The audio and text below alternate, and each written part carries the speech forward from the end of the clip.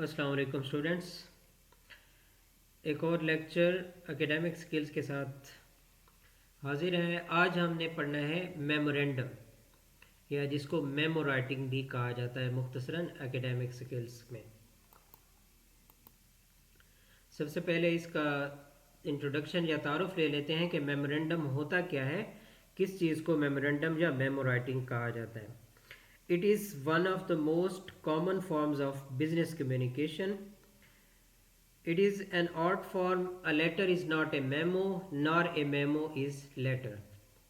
यानी business communication, इसका totally ताल्लुक जो है वो आप लोगों की एकेडमिक लाइफ से नहीं है, बल्कि जब आप प्रैक्टिकल लाइफ में जाएंगे या प्रोफेशनल फील्ड में जाएंगे किसी भी, वहाँ जो आपको कम्युनिकेशन आपके इदारे के अंदर करनी पड़ जाती है, जिस कंपनी में, जिस इदारे में, जिस फर्म में आप काम कर रहे हैं, वहाँ उस कंपनी के अंदर रहते हुए अपने साथियों के साथ, अगर आप ऑफिसर हैं तो अपने मातहत लोगों के साथ आपको जो कम्युनिकेट करना है, उस किस्म की कम्युनिकेशन को मेमो या मेमोरेंडम कहा जाता है।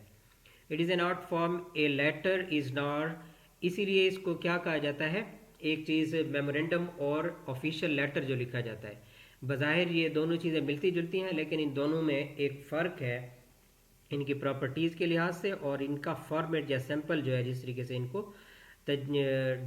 डिज़ाइन किया जाता है, उसी फ़र्क की बिना पर कहा जाता है कि एक लेटर मेमो नहीं कहलाया जा सकता और ना ही एक मेमो एक लेटर का मुतबादिल होता है। It is short to the point communication covering one's thought, reaction और ओपिनियन। मुख्तसरन होता है, यानी लेटर से भी ज़्यादा मुख्तसर होता है एक ऑफिशियल लेटर जो इदारे में लिखा जाता है। और टू द पॉइंट कम्युनिकेशन होती है, इसमें कुछ भी एक्स्ट्रा डिटेल्स नहीं ऐड की जाती हैं।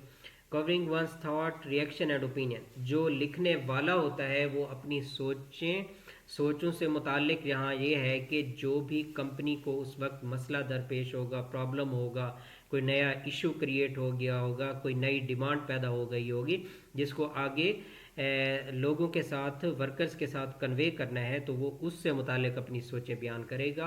अपना रिएक्शन प्रॉब्लम या इशू से मुतालिक, नई सिचुएशन से मुतालिक, या अपनी राय अगर वो दूसरों के साथ शेयर करना चाहता होता है, तो इसके लिए उसे मेमोरेंडम लिखा जाता है।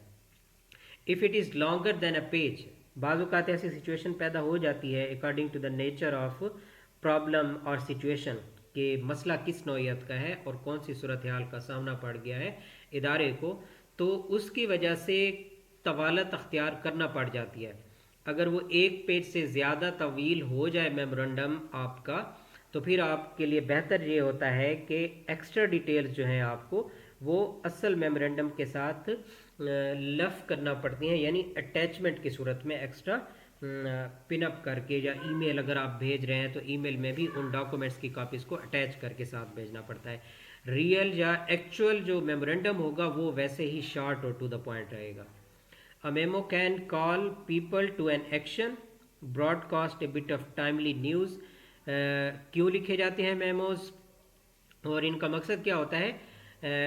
To call people to an action, जो लोग हैं यानी वर्कर्स हैं उस कंपनी के या इदारे के, उनको किसी काम पर आमादा करना है, उसके लिए मेमो के ज़रिए आप उनको आमादा करते हैं। Broadcast A bit of timely news, या किसी नई सिचुएशन, कोई नया प्रॉब्लम या ज़रूरत अगर दरपेश हो गई है तो उसकी बर वक्त इतला देना मकसूद है, तो उसके लिए भी मेमोरेंडम यूज़ किया जाता है। It is to establish an internal communication to a large number of people in an organisation. अब यहाँ इस पॉइंट पर आकर आपको डिफरेंस बखूबी मालूम हो रहा होगा कि लेटर और मेमोरेंडम में फ़र्क क्या है। लेटर में हमने कहा था कि वो सिर्फ दो अफराद के दरमियान कम्युनिकेशन होती है, सेंडर और रिसीवर के दरमियान में। मेमोरेंडम का मतलब ये है कि ये इंटरनल होता है इन नेचर, लेटर की तरह एक्सटर्नल इन नेचर नहीं होता। और दूसरा ये है कि इसमें भेजने वाला बंदा एक हो सकता है, ज़्यादा भी हो सकते हैं, एक भी हो सकता है, लेकिन जो रिसीवर होगा वो कोई एक बंदा नहीं होगा, वो होंगे large number of people in an organisation, क्योंकि उस इदारे में काम करने वाले सभी लोगों को उस काम से मुताल्लिक़ आमादा करने या नई सिचुएशंस की बर वक्त इतला देने के लिए लिखा जाता है। तो ये बेसिक लेटर, ऑफिशियल और मेमोरेंडम में फ़र्क है। How to write a memo, memo को लिखना किस तरीके से चाहिए, यानी इसके अंदर कौन सी कैरेक्टरिस्टिक्स, फीचर्स या खसूसियात होनी चाहिए। It is best to write in an extremely crisp, crisp का मतलब है मुख्तसरन अंदाज में, to the point business like tone, और इसको टू द पॉइंट होना चाहिए। बिजनेस, क्योंकि आप लोगों को पता है ऑफिशियल या प्रैक्टिकल लाइफ में या फील्ड में जब कारोबारी मामला तय हो रहे होते हैं या ऑफिस में काम हो रहा होता है, वहाँ एक्स्ट्रा या अननेसेसरी बहस व मुबाहिसे या डिटेल्स में नहीं पढ़ा जाता। काम की बात की जाती है और टू द पॉइंट बात की जाती है। तो मेमो राइटिंग का भी अंदाज जो होगा, टोन होगा, वही सेट किया जाएगा। It must not be It must not be overly conversational and doesn't want to waste colleagues' time. वही बात है, overly conversational का मतलब है कि अल्फाज से, लफाजी से भरपूर नहीं होगा, ज़्यादा बातें बनाने पर मुश्तमिल नहीं होगा। क्यों नहीं होगा? क्योंकि आप अपने कोलीग्स का वक्त ज़ाय नहीं करना चाहते, सिर्फ उन्हें किसी चीज़ से, अहम चीज़ से आगाह करना है या उनकी तवज्जो मबजूल करानी है, उनका वक्त ज़ाय नहीं करना। Avoid using emotional language. Memo writing में आप इमोशनल लैंग्वेज यूज़ नहीं कर सकते। इमोशनल लैंग्वेज क्या है? फॉर एग्जांपल इस तरह के अल्फाज से बचना है आपको। I would be happy if everyone, मुझे खुशी होगी अगर हर एक, ये अल्फाज मेमो राइटिंग में यूज़ नहीं किए जाते, क्योंकि आपने जस्ट रिमाइंडर देना होता है, मेमो के ज़रिए याद दहानी करानी होती है या उनको ट्रिगर करना होता है किसी चीज़ से मुताल्लिक। It is always to be in a straightforward manner, या आप बराह रास्त मुखातिब होते हैं, जो भी काम है एग्जैक्टली उसी मुद्दे के ऊपर चले जाते हैं। रूल ऑफ लेंथ, जब तवालत या लंबाई की बात की जाए कि मेमोरेटम कितना तवील होना चाहिए, तो इसके लिए बेस्ट रूल ये होता है लेस इज़ मोर, कि जितना मुख्तसर होगा उतना अच्छा या बेहतर होगा। यानी मेमो कितना बेहतर होता है, कितना अच्छा होता है अपनी अहमियत के लिहाज से, वो जितना मुख्तसर होता है, टू द पॉइंट होता है। How to write a memo, मजीद इसमें its message should start with a declaration of purpose, यानी वही बात जो हमने की थी, इमोशनल स्टार्ट इसमें नहीं लेना होता। हमें डायरेक्ट मुद्दा या मकसद के इजहार पर आ जाना होता है। मिसाल के तौर पर हम ये कहेंगे, I am writing to inform, मैं आपको मतला करना चाहता हूँ या इतला देना चाहता हूँ, इस तरह के अल्फाज से आगाज़ करेंगे अपनी बात का। और या फिर ऐसे, the purpose of this memo is to, इस मेमो के लिखने का मकसद ये है। इसी तरीके से डायरेक्ट और स्ट्रेट फॉरवर्ड अंदाज अख्तियार करते हैं। मजीद ये कि summarise the information relevant to the matter at hand, जो मामला उस वक्त दरपेश है उसके बारे में मालूमात को हम समराइज करते हैं, मुख्तसरन से पॉइंट टू पॉइंट जो है उनको सम अप कर देते हैं वहाँ। Can close the memo with a call to action, memo का इख्तिताम जो किया जाता है वो जिस मसले को या प्रॉब्लम या इशू को डिस्कस किया गया है या इतला दी गई है उसका रेस्पॉन्स अदा करने के लिए या उसके सॉल्व करने से मुतालिक जो काम करना है, प्लानिंग करनी है, कॉल टू एक्शन, उसी के मुतालिक जो है अल्फाज का इख्तिताम किया जाता है। Use easy to read fonts, अगर आप डिजिटल वे से मेमो राइट कर रहे हैं थ्रू कंप्यूटर, सेल फोन या इंटरनेट, तो आपको फॉन्ट साइज़ ऐसा अख्तियार करना चाहिए जो इजी टू रीड हो। हैव स्पेलिंग और ग्रामर चेक, स्पेलिंग और ग्रामर को भी आप चेक कर सकते हैं कि उसमें कोई गलती ना हो। Parts of A memo, memo के हिस्से कौन से होते हैं? बेसिक पार्ट्स, जिस तरह लेटर्स का हमने पढ़ा था कि ऊपर हेडिंग्स होती हैं, हेडिंग्स के बाद सैल्यूटेशन और सब्जेक्ट और बॉडी ऑफ द लेटर के बाद क्लोजिंग और सिग्नेचर करना पड़ता है। तो इस तरह मेमो के पार्ट्स क्या होने चाहिए? सबसे पहले होता है हेडिंग सेगमेंट, यहाँ ऊपर ऊपर क्या होता है? हेडिंग सेगमेंट, वो भी आपको हेडिंग देनी होती है। उसके बाद अब हेडिंग सेगमेंट पे यहाँ मुख्तलिफ चीज़ें आ जाती हैं, डिटेल हम बाद में जाकर पढ़ेंगे। डेट लिखनी होती है, कहाँ से लिखा जा रहा है, किस को लिखा जा रहा है, और उसके बाद अगर साथ में किसी कॉपीज़ को अटैच करना है ईमेल के ज़रिए अगर हम लिख रहे हैं तो सीसी वाला सेक्शन भी होता है और सब्जेक्ट भी लिखते हैं किस मौजू से मुतालिक है, तो ये हेडिंग सेगमेंट हमारा आ जाता है। उसके बाद बॉडी ऑफ द मेमो जो आ जाता है वो मुख्तलिफ हिस्सों पर मुश्तमिल होती है। उसके मुख्तलिफ हिस्सों में से एक हिस्सा है ओपनिंग सेगमेंट, जिसको कहते हैं। ओपनिंग सेगमेंट के का मकसद क्या है? The purpose of memo, the context and problems. ये ओपनिंग सेगमेंट में हम मकसद लिखते हैं, मेमो क्यों लिखा जा रहा है, जिसके लिए हमने अल्फाज का चुनाव ये किया था कि the purpose of writing this memo इस तरह का वो एक्चुअल मकसद बयान कर देंगे। द कंटेक्स्ट एंड प्रॉब्लम, जो मसाइल दरपेश हैं या जो सियाक व सबाक है हमारा लिखने का, वो बयान कर देंगे। स्पेसिफिक असाइनमेंट और टास्क, कोई ख़ास पहले से जो काम चल रहा होगा, अगर कोई अचानक नया काम आ गया है वो तफवीज़ करना है लोगों को या अफसरान को कि ये काम भी साथ में करना है, तो वो पर्टिकुलर या स्पेसिफिक असाइनमेंट और टास्क उनको दे देंगे, उसका जिक्र करेंगे। Give reader a brief overview what the memo will be, कहने का मकसद यह है कि ओपनिंग सेगमेंट में हम वो मुख्तसर जायज़ा उनको दे देते हैं कि मेमो जो आपसे मुखातिब किया जा रहा है किस चीज़ से मुतालिक है। टास्क सेगमेंट के हिस्से में, यानी ये अब सेगमेंट का मतलब ये नहीं है कि पूरे पूरे पैराग्राफ लिखने हैं, एक या दो सेंटेंस ही हर हिस्से के ऊपर लिखना है। टास्क सेगमेंट में क्या हम लिखेंगे, where one describe what he is doing to solve the problem, उसमें यानी कॉल टू एक्शन वाली यहाँ बात है। बताया जाएगा कि मसले को हल करने के लिए, प्रॉब्लम को सॉल्व करने के लिए कौन बंदा क्या काम करेगा, यानी एग्जैक्ट उसकी जिम्मेदारी उसके सामने बयान कर दी जाएगी। समरी सेगमेंट में क्या चीज़ आएगी, shorter memos don't need it, जो मुख्तसर लेंथ के मेमोज होते हैं उसमें समरी की गुंजाइश नहीं होती। मेमो लार्जर दैन ए पेज, अगर एक पेज से तवील हो गया है मेमो तो फिर उसमें जो है एक सेपरेट समरी सेगमेंट भी साथ में अटैच किया जाता है। और इस समरी सेगमेंट में होती किस तरह की चीज़ें हैं, मिसाल के तौर पर ब्रीफ रिकमेंडेशंस ऑफ की अचीवमेंट्स वन हैज़ रीच्ड, कि अब तक जो काम चल रहा था उसमें जो जो हदफ या अहदाफ या टारगेट्स पूरे कर लिए गए थे उनका मुख्तसर जो है तज़किरा वगैरह होता है। उसके बाद समरी सेगमेंट के बाद डिस्कशन सेगमेंट होता है मेमोज में। All the details that support one's idea, discussion segment में ये है कि जो आइडिया उस मेमो में पेश किया जा रहा है कि सब लोग इस पर मुत्तफिक हो जाएं, इस काम को करना है, उसके मुतालिक उसको सपोर्ट करने के लिए, उस आइडिया के लिए आपके पास जो डिटेल्स हैं वो आप शेयर करते हैं। और वो सपोर्टिंग डिटेल्स किस चीज़ पर मुश्तमिल होंगी, it includes one's supporting ideas facts and research, आपके पास जो आदाद व शुमार होंगे या आपने जो तहकीक या रिसर्च कर रखी है उस आइडिया की हक में कि ये काबिल अमल है या नहीं है, उनका तज़किरा आपको मुख्तसर करना पड़ता है। क्लोजिंग सेगमेंट, अब आपने क्लोज करना है मेमो को, इख्तिताम उसका करना है, तो वो किस चीज़ पर होना चाहिए, memo needs a courteous ending stating what actions one wants the readers to take, इसको अखलाकी तौर पर कुछ अल्फाज से इसका अख्तिताम किया जाता है जिसमें इस तरह के अल्फाज आप बयान कर सकते हैं कि इस मेमो को पढ़ने के बाद, यानी ये मेमो जिनसे मुखातिब था उसको पढ़ने के बाद एक्शन पर राज़ी होंगे और किस तरह का एक्शन उनसे तलब किया जा रहा है, किस तरह का मुतालबा किया जा रहा है कि वो इसको पढ़ने के बाद क्या करें क्या नहीं करें, इस तरह के फ़िक्रे से इसका अख्तिताम किया जाएगा। नेसेसरी अटैचमेंट्स में attach list, graphs, tables, proof के लिए या एविडेंस के लिए अगर आपने कोई लिस्टिंग पेश करनी है, कोई ग्राफिकल डाटा है या टेबल्स की सूरत में डाटा है तो वो साथ में अटैच कर देना है।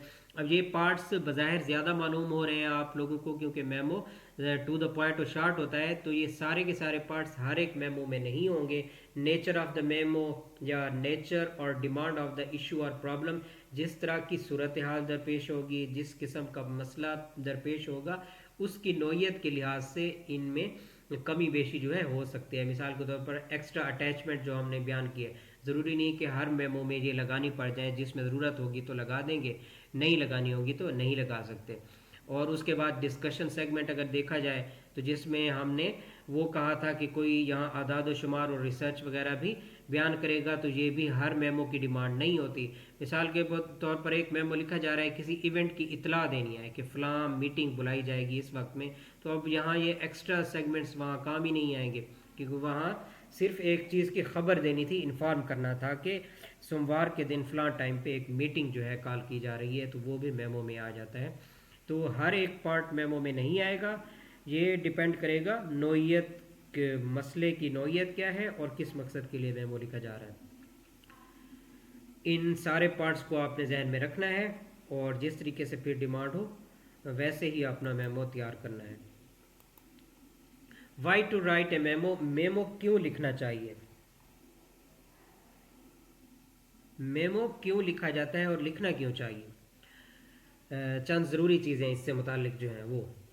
अब इसमें यह है कि टू परसुएड एक्शन, क्योंकि हम किसी को या अपने मातहत अफराद को या जो अपने कोलीग्स हैं हमारे, हम उनको काम पर आमादा करना चाहते हैं। वो पहले से मौजूद जारी काम भी हो सकता है, कोई नया दरपेश आने वाला काम भी है, उसके लिए कायल करना है या आमादा करना है, तो मेमो इसलिए लिखा जाता है। एज ए रिमाइंडर, याद दहानी के तौर पर भी, यानी कोई टास्क पहले से जिम्मे लगा दिया गया था, उसकी याद दहानी के लिए एक और मेमो दरमियान में काम के दौरान में आप जारी कर सकते हैं, ताकि अगर कोई भूला हुआ है, किसी की रफ्तार सुस्त है या कोई बंदा कोई चीज़ मिस कर रहा है तो उसे दोबारा से याद हो जाए। टू इशू ए डायरेक्टिव, यानी कोई हिदायतनामा अगर जारी करना है किसी काम के करने से मुतालिक कि किस तरीके से इस काम को सरअंजाम दिया जाए, तो वो हिदायतनामा का किरदार भी अदा करता है मेमो। हाईलाइट एन इवेंट और सरकमस्टांस, कोई सरकमस्टांस या वाक़या या इवेंट अगर दरपेश है तो उसकी निशानदही करने के लिए। टू प्रोवाइड ए रिपोर्ट, किसी काम से मुतालिक कोई रिपोर्ट पेश करनी है, मेमो उसका भी किरदार अदा करता है। टू पास इंफॉर्मेशन और इंस्ट्रक्शन, अगर कोई मालूमात आगे कन्वे करनी है ऑर्गेनाइजेशन में या कोई हिदायत आगे कन्वे करनी है, तो उसके लिए भी मेमो उसका किरदार अदा करता है। Keep an official record of anything, या दूसरे लफ्ज़ों में ये भी लेटर की तरह एविडेंस या रिकॉर्ड की हैसियत भी रखता है। यानी जब आप मेमो लिख लेते हैं तो इसका मतलब है वो उस ऑर्गेनाइजेशन या इदारे में एक रिकॉर्ड बनकर रह जाता है कि फ़लाँ मौके पर फ़लाँ इशू या मसले से मुतालिक ये बातें तय हुई थी या इन बातों पर इत्तेफाक किया गया था या इस तरह की बात आगे इतला पहुँचाई गई थी, ये एक ऑफिशियल रिकॉर्ड बनकर रह जाता है। टू रीकाउंट एन इवेंट, या फिर ये होता है कि पहले अगर कोई वाक़या माजी में हो चुका है तो उसको दोबारा दोहराने के लिए या याद करने के लिए भी एक मेमो जो है वो लिखा जाता है। अब सैंपल ऑफ द मेमोरेंडम पर आ जाते हैं कि एग्जैक्ट मेमो होगा क्या। जिस तरह लेटर का सैंपल हमने पढ़ा था, सबसे पहले आप स्टार्ट ऑफ द पेज में बिल्कुल दरमियान में मेमो का लफ्ज़ लिखेंगे, मुख्तसरन ये इसका मुखफ़फ़ है, या फिर पूरा लफ्ज़ मेमोरेंडम जो है वो लिख देंगे बिल्कुल दरमियान में स्टार्ट ऑफ द पेज में। उसके बाद आपने हेडिंग सेगमेंट हमारा आ जाता है। हेडिंग सेगमेंट में टू का मतलब किसकी तरफ से भेजा जा रहा है मेमोरेंडम, किसी रिप्रेजेंटेटिव की तरफ से, किसी असिस्टेंट की तरफ से, ऑफिसर की तरफ से, जो भी बंदा सेंड करने वाला होगा मेमोरेंडम वो अपना ओहदा या नाम या इदारे का नाम लिखेगा। उसके बाद एक और सीसी का सेक्शन हमने लिखा है। ये हर मेमोरेंडम में लाजमी नहीं होता, क्योंकि अगर आप फिज़िकली मेमोरेंडम लिख रहे हैं पेज के ऊपर तो वहाँ सीसी नहीं होता अक्सर औकात, लेकिन इसकी ज़रूरत आ भी सकती है। इसका मतलब ये होता है कि अगर चंद और मुताल्लिका ये लोगों के पास भी इसको भेजना लाजमी है for the sake of information और रिकॉर्ड कीपिंग, तो ये उनका तस्करा भी, यानी ये वाली मेमोरेंडम की कॉपी जो है फ़लाँ फ़लाँ लोगों के पास या इदारे के पास भी साथ में जाएगी, तो उसके लिए सीसी और उनके आगे उनका ज़िक्र होगा। मिसाल के तौर पर अगर अगर एजुकेशन के महकमे की बात की जाए तो डिप्टी डीओ ऑफिस से अगर एक मेमोरेंडम जारी होता है तो सीसी में क्या होगा, वो डीओ की तरफ सीसी कर देगा, यानी एक कॉपी इसकी उस तरफ चली जाएगी, और ईडीओ एजुकेशन को सीसी कर देगा, एक कॉपी वहाँ चली जाएगी, और मुताल्लिका एईओज जितने भी होंगे उनकी तरफ भी एक सीसी कर देगा, तो एक कॉपी उनकी तरफ भी चली जाएगी। फ्रॉम जो है उसमें ये होगा कि जिसकी तरफ से मेमोरेंडम लिखा जा रहा है यहाँ उसका तस्करा किया जाएगा, और डेट में जो है उस दिन की तारीख दर्ज होगी, ये सारी चीज़ें लिखी जाएंगी।